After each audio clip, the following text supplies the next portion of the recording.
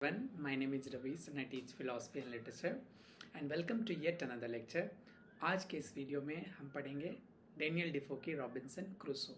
This is a very important novel क्योंकि ये almost हर university के सिलेबस में है. अभी हरियाणा पब्लिक सर्विस कमीशन के सिलेबस में भी है, यहाँ से क्वेश्चंस पूछे जाएंगे. दूसरा कि ये जो नावल है this is first novel written in the English literature. इस वजह से भी ये काफ़ी इंपॉर्टेंट हो जाता है क्योंकि इसके अंदर एडवेंचर है, इसके अंदर कॉलोनियलिज्म है. तो हमारा मकसद होगा इन डेप्थ एनालिसिस करना, कैरेक्टर्स को समझना, किस तरह से नावल की शुरुआत हुई उसको समझना, नावल के टेक्सचुअल बैकग्राउंड को समझना, है ना, और किस तरह से वो एडवेंचर नावल, कॉलोनियल नावल या फिर बहुत सारी चीज़ें, इसके जितने भी एस्पेक्ट हैं अलॉन्ग विद सिम्बॉल्स, उन चीज़ों को हम पढ़ेंगे आज, ताकि आने वाले किसी भी एग्ज़ाम्स में, चाहे यूजीसी नेट हो, यूजीसी नेट भी हर साल क्वेश्चन ऑलमोस्ट पूछता है डेनियल डेफो से, या फिर आप सेट का एग्ज़ाम की तैयारी कर रहे हो, पीजी में हो, यूजी में हो, या फिर किसी भी स्टेट के असिस्टेंट प्रोफेसर की तैयारी कर रहे हो, तो यहाँ से क्वेश्चंस पूछे जा सकते हैं. क्लियर है? तो आज हम इस पर फोकस करेंगे. अच्छा, before I begin this lecture I want you to join my Telegram channel. मैंने अभी टेलीग्राम चैनल की शुरुआत की है, where I will share all the PDFs and it's all. अगर आप यूट्यूब पे मिस कर जाओगे कोई लेक्चर, तो वहाँ मैं लेक्चर भी शेयर करूँगा, वहाँ पे मैं पीडीएफ्स भी शेयर करूँगा and I will share guidance regarding how to prepare for the exams, है ना. मैं कई बार एग्ज़ाम्स क्वालिफाई कर चुका हूँ. मेरे कई बच्चे एग्ज़ाम क्वालिफाई कर चुके हैं. इनफैक्ट जो पिछला मेरा छोटा सा ही बैच था, मैंने स्टार्ट करी थी, ये स्टेट लेवल का एग्ज़ाम है टीचर्स का, है ना, बीपीएससी टीआरई 3 में. तो ऑलमोस्ट नहीं, 8 के 8 बच्चे क्वालिफाई कर गए थे. तो कहीं ना कहीं मुझे एक्सपीरियंस है बच्चों को पढ़ाने का, कहीं ना कहीं मुझे एक्सपीरियंस है कि किस तरह से एग्ज़ाम्स क्वेश्चन पूछता है ना. इवन नेट के 3-4 बच्चे क्वालिफाई कर चुके हैं मेरे गाइडेंस पे, जिनको मैंने पढ़ाया है ना, ऑनलाइन क्लासेस. बट एनीवे, हम लोग अब क्लास की शुरुआत करते हैं. डेनियल डिफो जो थे, है ना, ये जस्ट अ सेकेंड.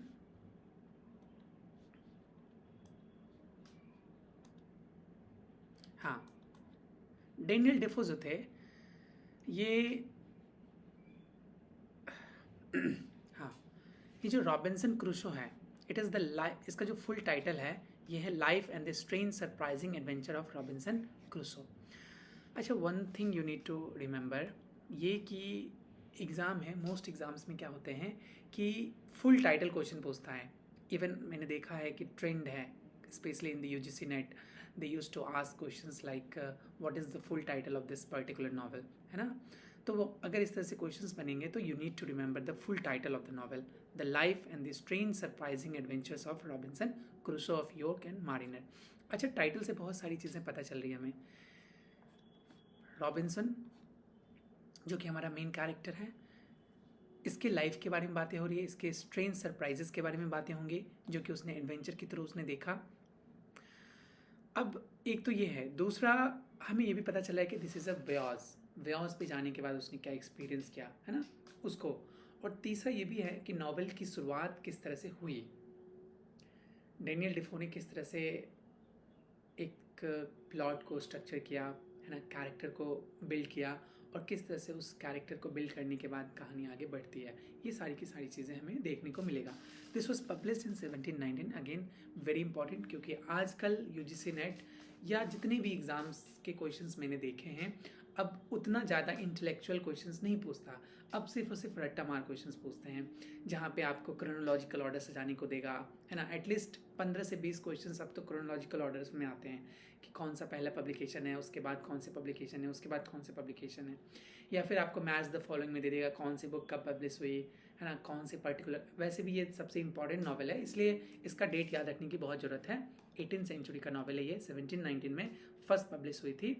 इसका जो जॉनर है वो एडवेंचर फिक्शन है, बिकॉज जो हमारा main character Robinson, he would be on a Vyas, he would be doing the adventure.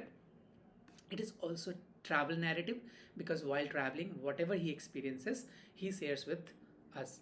And then it is a proto novel, spiritual autobiography as well. कहानी में हम देखेंगे जहाँ पे he loses all his energy, है ना, hallucination होने लगता है इसे. At that particular moment he finds Bible, और वहाँ पे वो बाइबल को पढ़ना शुरू करता है एंड स्पिरिचुअलिटी गेन करता है. सो एक तरह से स्पिरिचुअल अवेकनिंग भी है इस नॉवल के अंदर, है ना, major theme. The narrative style of this novel is the first person retrospective, which means the main character itself will be explaining all the details of this novel. It is also realistic prose. Prose जो है काफ़ी realistic दिखता है because he uses the events, जो events का description है date wise देता है. इससे पता चलता है कि जो writer है he must have gone through those places, he must have traveled through those places. उसका जो personal experience है वो लगता है कि real है ना. फिर इसका full title which I have already explain, जो कि एम्फसाइज करता है रिटन बाय हिमसेल्फ. पता चल रहा है कि इसने खुद ही इस बुक को लिखा है. Now let's try to understand the historical and the literary context. Defoe जो थे, he is one of the early English novelist. Specially literature की बात करते हैं, जब इंग्लिश लिटरेचर की बात करते हैं. Also he was a journalist, political pamphleteer and trader. मैंने इस पे डेफो के ऊपर मैंने पहले वीडियो नहीं बनाई, but I will just explain it in a few words. Daniel Defoe जो थे वो अपने समय में सिर्फ और सिर्फ सटारिकल वर्क लिखा करते थे, जैसे अ मॉडेस्ट प्रपोजल है ना. उसी तरीके से इनके जो वर्क्स होते थे ये भी सटारिकल होते थे. जैसे अगर आप अ टेल ऑफ अ टब पढ़ोगे, या फिर जैसे मैंने बोला अ मॉडेस्ट प्रपोजल पढ़ोगे, या फिर गलिवर ट्रैवल्स पढ़ोगे, वो सारे सटारिकल वे में थे और वो भी एडवेंचर के तरीके से लिखा गया था. एंड उसी तरीके से डेनियल डेफो भी उसी तरीके से ऑलमोस्ट बिल्कुल उसी टोन में, उसी सटारिकल टोन में लिख रहे थे, है ना. ही was a political pamphlet, politics के बारे में भी. This is a realistic narrative. इनके जो वर्क्स होते हैं काफ़ी रियलिस्टिक होते हैं नेचर में, है ना. इकोनॉमिक और पॉलिटिकल थीम्स के ऊपर बेस होता है, और ये भी नॉवल डिफरेंट नहीं है. ये जो समय था, है ना, it was also a time of the rise of the novel. Novel की शुरुआत हुई थी. Robinson Crusoe is considered to be one of the first English novel written in the history of English literature. It emphasises on the individualism, because इसमें जो main character है हमारा, उसका जो इंडिविजुअल ग्रोथ है उसके बारे में है.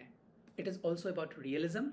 It is also about empirical details where we find Crusoe जो है वो एक आइलैंड पे फंस जाता है और ही स्टार्ट्स लिविंग देयर, और उस आइलैंड को वो क्लेम करता है. तो एम्पेरिकल डिटेल्स भी उनको देखने को मिलेगा.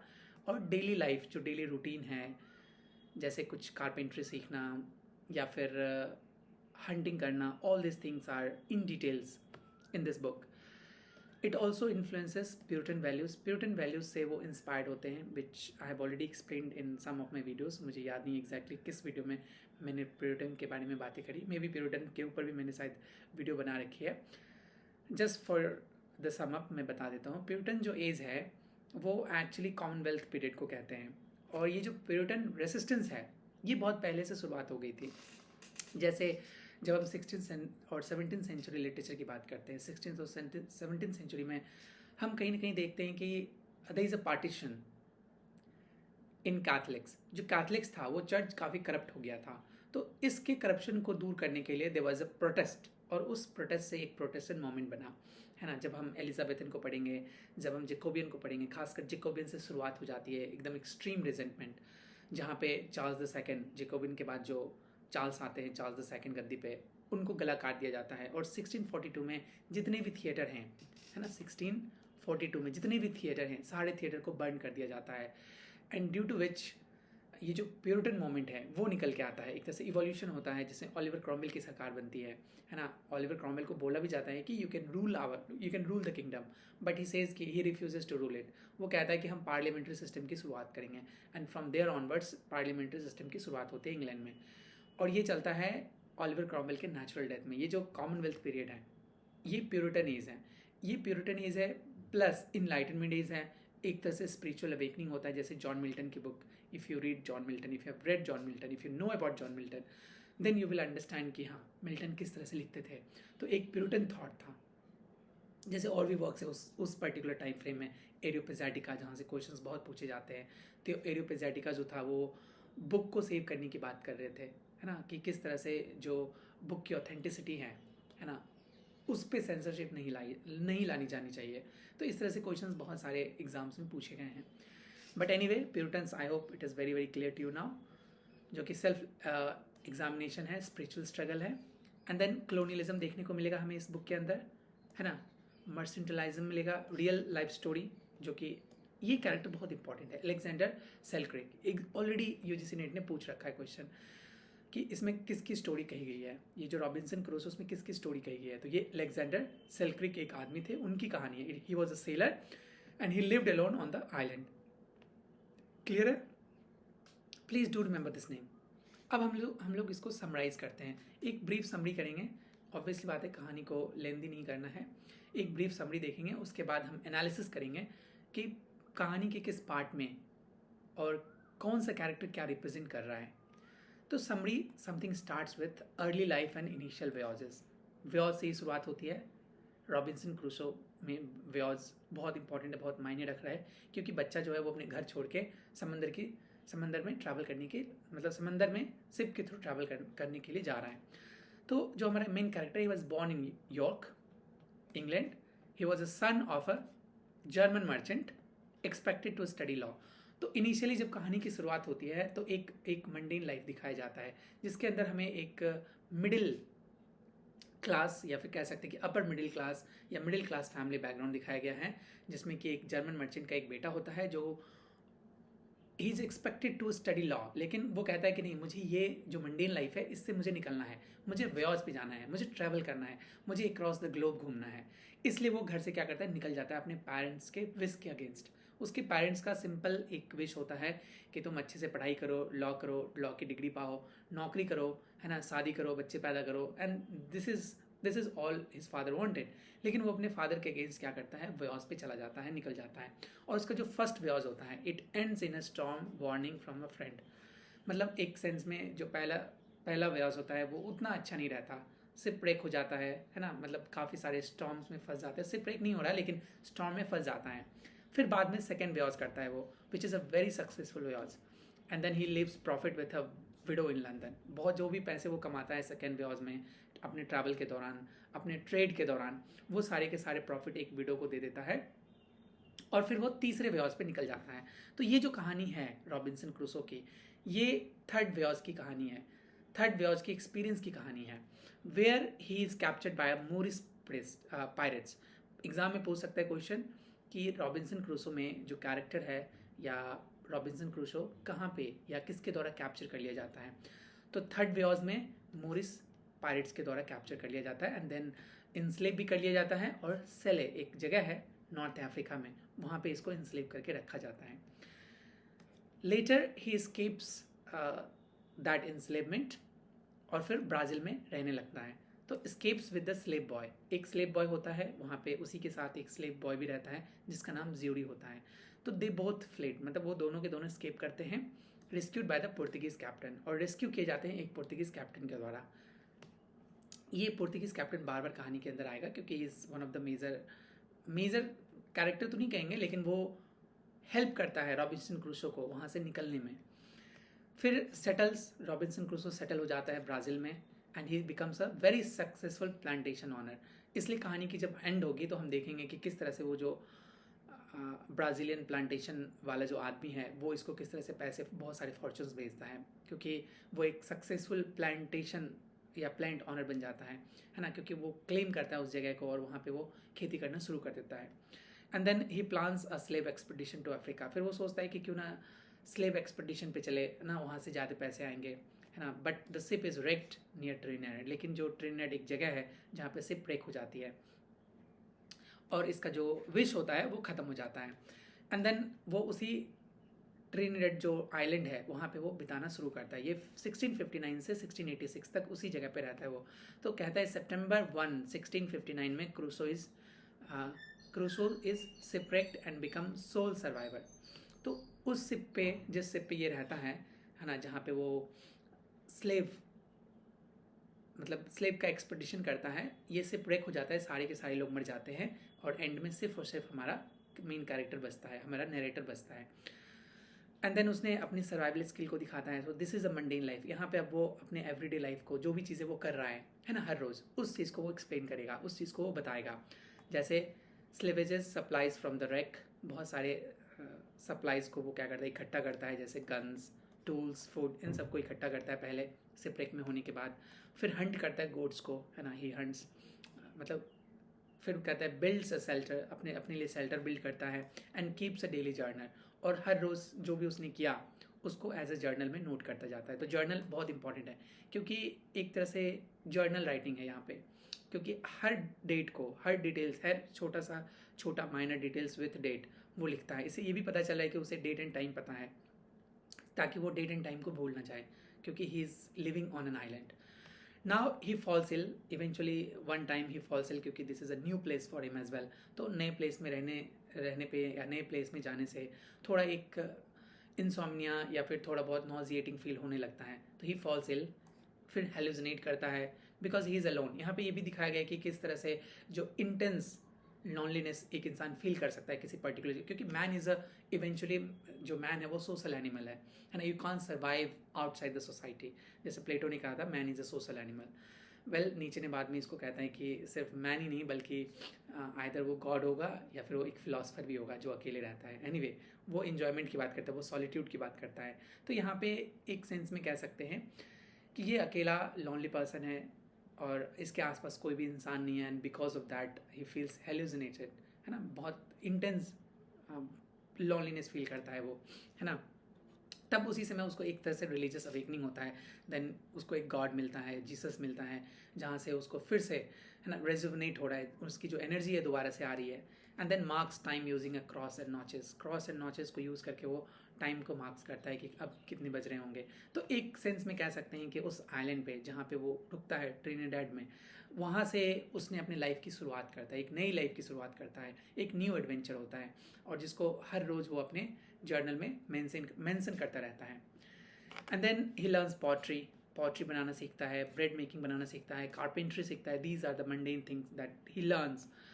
ही discovers footprints, eventually one day he discovers a footprints, जो कि एक तरह से कैनिबल का फुटप्रिंट्स होता है। मे बी एग्जाम में क्वेश्चन पूछ देगा, ऑलरेडी मुझे लगता है यूजीसी नेट ने पूछा है थोड़ा घुमा के क्वेश्चन कि in which of the novel do we find the footprints of the cannibals. It was a Robinson Crusoe. And then he rescues a native from cannibals से वहाँ के नेटिव को, एक नेटिव लड़का होता है जिसको उसने फ्राइडे नाम देता है ना, उसको वो रेस्क्यू करता है। Teaches him English and Christianity, उसको इंग्लिश सिखाता है, क्रिश्चियनिटी सिखाता है, और मास्टर कहना सिखाता है वो। तो यहाँ पे हमें देखने को मिलता है कलोनियलिज्म, किस तरह से इसको, जो हमारा मेन कैरेक्टर, जो हमारा नरेटर है रॉबिन्सन क्रूसो, वो किस तरह से एक तरह से कॉलोनाइजर है ना, एक नई जगह पे कॉलोनाइज कर रहा है, लोगों के माइंड को सेव कर रहा है। जैसे इसने नाम दिया फ्राइडे, है ना, he calls him Friday and he tells him to call him master. Later rescues Friday's father, Friday के फादर को भी वो बचाता है, स्पेनियार्ड को भी बचाता है, and learns of the European near by, और बहुत सारी चीज़ें सीखता है जहाँ पे यूरोपियंस रह रहे होते हैं। तो this is the adventure, this is the personal, कह सकते हैं कि emotional growth of Robinson Crusoe, है ना। And then later he rescues and returns to England. In 1686 एक इंग्लिश शिप अराइव करता है, which is taken over by the mutineers होते हैं छोटे छोटे निंजा टाइप के, है ना। उन्होंने क्या किया था, शिप को ले लेता है, but then he fights back. Robinson Crusoe उसको हेल्प करता है बचाने में, एंड राइटफुल कैप्टन को वो कैप्टनसी दे देता है, जिसकी वजह से उसने क्या किया, उसने इसको हेल्प किया, किसको हेल्प किया, रॉबिन्सन क्रूसो को हेल्प किया, और लिव्स आइलैंड आफ्टर 28 ईयर्स, 28 साल के बाद वो दोबारा आइलैंड को छोड़ के इंग्लैंड चला जाता है। Back in England and Later Life, eventually last में क्या होता है, he finds most family members dead when he returns back. 28 साल के बाद जब वो रिटर्न होता है, देन ही फाइंड्स आउट कि उसके जितने भी फैमिली मेम्बर है सबके सब मर चुके हैं, एक्सेप्ट फॉर 2 सिस्टर्स, उसकी 2 बहन अभी सिर्फ बची हुई है। He receives Fortune from the Brazilian plantations, मैंने ऑलरेडी एक्सप्लेन किया था, he was living in Brazil और प्लांटेशन का वर्क कर रहा था, तो he was very good at it. तो उसकी जो फ्रेंडशिप हुई थी एक ब्राज़ीलियन प्लांटेशन के साथ, जो कि पुर्तगीज़ कैप्टन था, मैनेज किया जाता था। मैंने बताया था पुर्तगीज़ कैप्टन जो कि इसको हेल्प करने में मदद किया था, एस्केप करने में मदद किया था, है ना। He eventually sends him a lot of fortunes and then travels to Lisbon, वो लिस्बन ट्रैवल करता है, plans to return Brazil but hesitates, plan करता है but he is very hesitant about it, है ना, ड्यू टू रिलीजियस रीजन्स। उसके बाद फिर ही मैरिज इन इंग्लैंड, लेकिन बहुत जल्दी उसकी वाइफ का डेड हो जाता है, उसकी वाइफ मर जाती है, and in 1694 goes to East Indies, revisits island, now thriving a colony governed by the Spaniards। अब एक कॉलोनी में रहता है जो कि स्पेनियार्ड्स के द्वारा मतलब एक तरह से गवर्न किया जाता है। तो overall this was the story, this was the summary of this novel, है ना। अब हम इसके मेजर कैरेक्टर को समझते हैं। कहता है Robinson Crusoe, one of the of course major character है, पहला कैरेक्टर नरेटर है हमारा। He is a protagonist, he is a embodiment of the self resilience, क्योंकि वो पूरी की पूरी कहानी में अपने सेल्फ रेजिलियंस मतलब खुद से सफ़र करके वो आगे निकलता है ना। कैपिटलिज्म दिखा रहा है क्योंकि ट्रेड हो रहा है, यहाँ पे ट्रेड की बात हो रही है, पैसे कमाए जा रहे हैं, स्लेव को बेचा जा रहा है। स्पिरिचुअल ट्रांसफॉर्मेशन होता है जब वो हेल्यूसिनेट कर रहा होता है, जब वो अपने आप को अकेला फील कर रहा होता है आइलैंड पे, and then he comes to his senses, है ना। स्पिरिचुअल सेंसेस, स्पिरिचुअल अवेकनिंग होता है ना। जीसस को फाउंड करता है, and then he meets a Friday. Friday is another major character, क्योंकि फ्राइडे को इसने कैनिबल से बचाता है, and then he names him Friday. उसका नेम कुछ और होता है but he names him Friday. और ये एक तरह से क्लोनियलिज्म को दर्शाता है कि किस तरह से उसने उसको लैंग्वेज सिखाया। जैसे एक वर्क है white man's burden, white man's burden, Rudyard Kipling की वर्क है, एक पोइट्री है जिसके अंदर किपलिंग ये कहना चाह रहे हैं कि जो फर्स्ट वर्ल्ड है, खासकर जितने गोरे लोग हैं, है ना, इसका बर्डन है, उसके ऊपर ये बर्डन है कि काले लोगों को सभ्य बनाना, है ना। This is very racial discrimination, but still हमें पढ़ना है, हमें समझना है ताकि हम हेट कर सकें। हेट नहीं करना है हमें, बट चीज़ों को जानना है, हमारे पास्ट को जानना है। तो जैसे वाइट मैंस बर्डन है, एक सेंस में यहाँ भी वो क्लोनियलिज्म दिखता है, क्लोनियल पास्ट को दिखता है, मतलब कलोनियल पास्ट दिखता है हमें, है ना, क्योंकि उसको सिविलाइज किया जाता है। Even though he is a native there, but still he is been civilised, so's issue with the colonial and races, ठीक है, कलोनियल रेस। फिर क्रूसो के जो फादर हैं, he represents middle class family, stable family. Cannibals जो है वो represent करता है other someone who can not live in a society, other someone who doesn't resembles as a society, क्योंकि सोसाइटी में कैनिबलिज्म इज़ नॉट एक्सेप्टेबल। आप किसी इंसान को खा लोगे, that is not acceptable in society, क्योंकि सोसाइटी में हम लोग सब इक्वल हैं, है ना। और अगर किसी को खाना है तो वो एनिमल्स को मार के खा सकता है, but human to human is not possible. तो एक तरह से उस अदर को बताता है कि जो सोसाइटी में रहने लायक नहीं है ना, जिसका एक फियर होता है। जैसे अगर प्रिमिटिव एज में चले जाएंगे, थोड़ा डिजेंबल करता है, जैसे प्रिमिटिव एज में चले जाएंगे तो वहाँ पे जो अदर हैं, विच मीन्स की जो नॉन ह्यूमन हैं, जैसे एनिमल, कोई भी एनिमल हो गया जो इंसान को मार सकता है, बेयर हो गया, लायन हो गया, टाइगर हो गया, so these are considered to be others. बिल्कुल उसी तरीके से एक तरह से आदमखोर की तरह, ऑब्वियस बात है कैनिबल मतलब ही आदमखोर होता है, तो इंसान को खाने वालों को अदर रखा गया, है ना। He is not a part of community, he is not a part of social community. And then Portuguese captain, he's a kind and fair, helps Crusoe early in the novel, which I've already explained. Some of the key themes जिसमें colonialism and empire आता है, Crusoe as अ coloniser, यहाँ पे Crusoe जो है as a coloniser दिखाया गया है। एग्जाम में क्वेश्चंस इस तरह से पूछ सकते हैं, मैं एंड में बताऊंगा कि किस तरह से एग्जाम में क्वेश्चंस आ सकते हैं। ही क्लेम्स द आइलैंड, वो आइलैंड को क्लेम करता है, रिनेम करता है, फ्राइडे का नामांकन करता है, इम्पोज करता है क्रिश्चियनिटी उसके ऊपर, है ना। इंडिविजुअलिज्म एंड सेल्फ रिलायंस हमें देखने को मिलेगी। इसके इंपॉर्टेंट की थीम्स हैं जो कि emphasis on a personal labour, survival, Protestant work ethics, and then there is a religion and providence, spiritual journey हमें देखने को मिलता है रॉबिन्सन क्रूसो की, from sinner to believer, guided by the God's will. Civilisation versus savagery हमें देखने को मिलता है, जैसे फ्राइडे था। कैपिटलिज्म एंड प्रॉपर्टी देखने को मिलता है हमें, Crusoe keeps inventory, bills trades reflects an early capitalism. Imperial masculinity देखने को मिलता है हमें। Some of the major symbol देखते हैं अब हम। द आइलैंड सबसे बड़ा सिंबल है, it is a symbol of, कह सकते हैं कि it is a blank space for self fashioning, colonisation and spiritual rebirth. ये जो प्लेस है आइलैंड, वो एक तरह से कॉलोनाइजेशन को डिपिक्ट कर रहा है, सिम्बलाइज कर रहा है। स्पिरिचुअल रिबर्थ जहाँ पे उसका होता है उसको मतलब डिनोट कर रहा है। And then there was a footprints ये अदर को बता रहा है, अदर को डिनोट कर रहा है जो कि सोसाइटी का पार्ट नहीं है ना, जो कि थ्रेट भी है, which is an unknown threat, unknown fear for any living human being. And then Bible जो है वो एक तरह से स्पिरिचुअल इनलाइटनमेंट को सिम्बलाइज कर रहा है। फ्राइडे जो है वो एक तरह से कॉलोनाइज्ड ग्रुप या कॉलोनाइज्ड पर्सन की तरह सिम्बलाइज कर रहा है, which is a symbol of colonise subject, culture inferiority, और क्रूसो का जो वर्ल्ड व्यू है ना उसके अंदर। फिर क्रूसो का जो जर्नल है, it symbolises order, time, record keeping, a rational enlightenment mind, क्योंकि ऑफकोर्स इनलाइटनमेंट के बाद ही प्यूरिटन आता है, या प्यूरिटन को ही इनलाइटनमेंट एज कहते हैं एक सेंस में। तो कहीं ना कहीं हमें देखने को मिलता है वो philosophical in depth philosophical inclination, है ना, इस बुक के अंदर। Now some of the major style and techniques, of course realistic detail में लिखी गई है, डिस्क्रिप्शंस, टूल्स, टाइम, वर्क, हर चीज़ मेंशन है, even the minor detail is mentioned in his novel. Spiritual autobiography है ना, प्यूरिटन कन्फेशन देखने को हमें मिलता है। इकोनॉमिक लैंग्वेज है, कमोडिटी के बारे में, कमोडिफिकेशन हो रहा है, ह्यूमन का कमोडिफिकेशन हो रहा है, स्लेवरी, है ना, ट्रेड, प्रॉफिट लॉस, इन सब के बारे में बातें हो रही है। First person narrative of which I have already explain, it builds the intimacy and believability, हमें बिलीव होता है कि हाँ जो रॉबिन्सन क्रूसो है, विच मीन्स कि narrator himself have visited that particular place, है ना, इस तरह से फील होता है। And then moral डायरेक्टिज्म।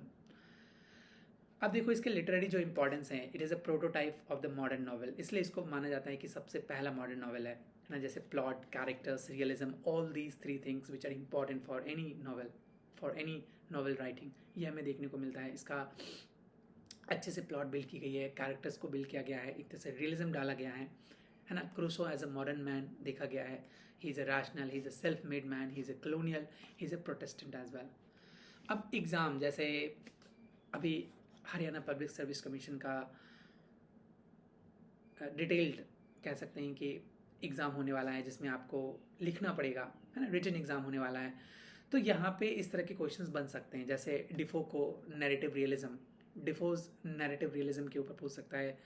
फिर Robinson Crusoe as a colonialist पूछा सकता है कि जिस तरह से इस पर्टिकुलर नॉवल के अंदर जो रॉबिन्सन क्रूसो जो मेन कैरेक्टर है हमारा, जो नैरेटर है, वो किस तरह से एज ए कॉलोनाइजर है ना, उसके ऊपर questions may be they might ask. Spiritual transformation किस तरह से होता है, रिलीजियस सिम्बॉलिज्म किस तरह से है इस नॉवल के अंदर, that might be asked. PG के सिलेबस में, यूजी के सिलेबस में इस तरह से क्वेश्चंस बन सकते हैं। Economic individualism and early capitalism को डिस्कस करने के लिए पूछ देगा इस नॉवल के अंदर। रोल ऑफ द फ्राइडे का जो रोल है इस नॉवल के अंदर, है ना, या फिर एक तरह से डिस्कोर्स ऑफ अदर, जो कैनिबल्स हैं उसके बारे में पूछ सकता है। यूज़ ऑफ जर्नल डायरी, इस नॉवल को लिखने में जो जर्नल या डायरी का यूज़ किया गया है, जो नैरेटिव टेक्निक का यूज़ किया गया है, they might ask you that question. Theme of solitude, civilisation and savagery इस बुक के अंदर दिखता है, they might ask you to explain these things, है ना। These are some of the important questions, important critical question that they might ask, and I believe after watching this video you won't have any trouble answering these questions. some of the important quotes देख लेते हैं, क्योंकि exam में quotation से questions आते हैं, specially opening और ending line से। तो जो सबसे ओपनिंग लाइन है इस नॉवल का, इसमें कहता है कि I was born in the year 1632 in the city of York of a good family, है ना। ये जो कहानी की शुरुआत होती है उसमें वो पैदा होता है 1632 में, है ना, यॉर्क शहर में। तो ये ओपनिंग लाइन है इस बुक का, ये एक तरह से टोन सेट कर रहा है कि ये एक अच्छी फैमिली से बिलोंग कर रहा है, but he doesn't want to stay in that happy family, he wants to go on a wares. फिर नेक्स्ट जो कोटेशन है, it was now that I began sensible to feel how much more happy this life I now lead was. फिर ये एक तरह से दिखाता है एडवेंचर को, ये दिखाता है इसके फ्री विल को, है ना। He doesn't want to stay, he doesn't want to be a lawyer, this is precisely why he want to escape from this. वो जाना चाहते हैं व्योज पे, एक नहीं, दो नहीं, 3 दिन व्योज हमें देखने को मिलता है इस नॉवल में। फिर अगला जो बहुत इंपॉर्टेंट कोटेशन है, I came on shore here on the 30th of September 1659, एकदम प्रिसाइज डिटेल, टाइम, सब कुछ लिखा जा रहा है। तो एक तरह से यहाँ पे डायरी मेंशनिंग या फिर जो जर्नल है ना, उस तरह के नैरेटिव टेक्निक का यूज़ किया गया है। I made him know his name should be Friday, मैंने उसको बताया कि उसका नाम फ्राइडे होनी चाहिए। I likewise taught him to say master, और उसी तरीके से मैंने उसको सिखाया मास्टर कहना। तो ये कॉलोनियलिज्म को दिखाता है। तो जब क्वेश्चन पूछेगा कि Robinson Crusoe as a colonizer, explain करने के लिए, डिटेल एक्सप्लेनेशन देने के लिए, तो these are some of the major quotations that you can use while writing this descriptive answer, है ना, जहाँ पे वो कहता है फ्राइडे को जब रेस्क्यू करता है तो उसको उसका नाम देता है ना, उसको सिखाता है इंग्लिश बोलना, उसको सिखाता है सभ्य बनाना। तो these are the traits of any coloniser. अब कुछ इंपॉर्टेंट वर्क्स हैं 1701 में, the true born Englishman which was published, which is a satirical poem defending King Williams the third, है ना। 1702 में the shortest way to the dissenters which is a political satire. 1703 में hymn to the pillory which is a poem mocking those who condemned him while he was in the पिलरी। तो these three were basically satirical work है ना। फिर 1604 से 1714 में the review which is a periodical journal publish की गई थी, जैसे द स्पेक्टेटर है ना, टाटलर है। उसी तरीके से यहाँ से क्वेश्चंस बहुत पूछता है, यूजीसी नेट पूछता है, सेट के एग्जाम में क्वेश्चंस पूछे जाएंगे। तो the review was a journal written by, especially सारे के सारे वर्क्स एक तरह से इंटायरली बाय डेफो लिखा गया था, विच is a proto journalism. Politics की बात करता है इसके अंदर, इकोनॉमिक्स की बात करता है, मोरल कमेंट्री की बात करता है, मोरल कमेंट्री करता है अपना पर्सनल, जिस तरह से स्पेक्टेटर में हम देखते हैं, बिल्कुल उसी तरीके से द रिव्यू भी क्या है, एक पीरियोडिकल है, एक जर्नल है। 1709 में history of the union of great Britain लिखता है, जो कि पॉलिटिकल ट्रेट है। 1715 में the family instructor which is a religious and moral work. 1719 में Robinson Crusoe, very important work which I have already explain थोड़ी देर पहले, जिसका फुल टाइटल एग्जाम में पूछ सकता है, किसी भी एग्जाम में आ सकता है, which is again his most famous work और considered to be the first English novel written in English literature. फिर 1719 में इसका सिक्वल पब्लिश होता है, the farther adventures of Robinson Crusoe. 1719 में serious reflection during the life and the surprising adventure of Robinson Crusoe, इसका third part. 1720 में captain singleton, very important, यहाँ से क्वेश्चन पूछ चुका है ऑलरेडी, नेट कई बार नेट ने क्वेश्चन पूछा है कैप्टन सिंगलटन से, which is again major character है ना इनके वर्क में। नाउ 1720 में memoirs of a cavalier publish हुआ था, जो कि एक फिक्शनलाइज ऑटोबायोग्राफी है एक सोल्जर की। 1722 में a journal of the plague year, यहाँ से क्वेश्चंस कई बार पूछे गए हैं है ना, विच is a fictionalise but realistic account of the 1665 London plague. काफ़ी क्वेश्चंस पूछे गए हैं यूजीसी नेट में, please do remember this work. 1722 में कॉलोनियल जैक, 1722 में मॉल फ्लैंडर्स, यहाँ से भी क्वेश्चंस एक दो बार पूछे गए हैं। मॉल फ्लैंडर बहुत ही इंपॉर्टेंट कैरेक्टर है, क्योंकि mall Flanders was the first women prostitute, जो कि मेन कैरेक्टर में, मेन लीड कैरेक्टर में है। It is a picaresque novel of a woman thief, prostitute and an eventual penitent. ये एक ऐसी कहानी है, ऐसे prostitute की कहानी है ना, जो धीरे धीरे उसका लाइफ किस तरह से चेंज होता है उसके बारे में। एंड देन 1724 में रॉक्साना, अगेन एक prostitute की कहानी है। कोर्टसन होती है, कोर्टसन जो prostitute से हाई लेवल की होती है ना, उनको बोले जाता है। Novel of A courtesan, rise and fall, उसके राइज एंड फॉल की कहानी है। Complex moral and psychological themes इसके अंदर एक्सप्लेन किए गए हैं। 1724, 27 एंड 1726 के बीच में a tour through the whole island of the great Britain, ये लिखा गया। अब यहीं तक इंपॉर्टेंट है इनके वर्क्स, इसके बाद इंपॉर्टेंट नहीं है, बस याद रखने की बात है। 1726 में the political history of the devil. 1727 में द कंप्लीट इंग्लिश ट्रेड्समैन। 1727 में a new family instructor which is a sequel of the family instructor. 1729 में लिखा गया फिर an essay on the history and reality of apparatus. 1731 posthumous, उनके death के बाद the history of the pirates, disputed authorship है, इसके बारे में कह नहीं सकते इवेंचुअली है ना। तो these were some of the important works. देखो यहाँ से क्रोनोलॉजिकल क्वेश्चन बहुत पूछता है, नेट 2 बार क्रोनोलॉजिकल क्वेश्चन डेनियल डेफो से पूछ चुका है, तो they will ask you the chronological question, इसलिए याद रखने की जरूरत है इनके जितने भी नॉवेल्स हैं उसको क्रोनोलॉजिकल ऑर्डर में सजाने के लिए। हमेशा याद रखना Roxana is the last novel written by Daniel Defoe, ठीक है। That's all for today. I think अब इसमें कुछ बचा नहीं है। अगली वीडियो में हम फिर किसी अदर नॉवेल को एक्सप्लेन करेंगे, किसी अदर नॉवलिस्ट को एक्सप्लेन करेंगे।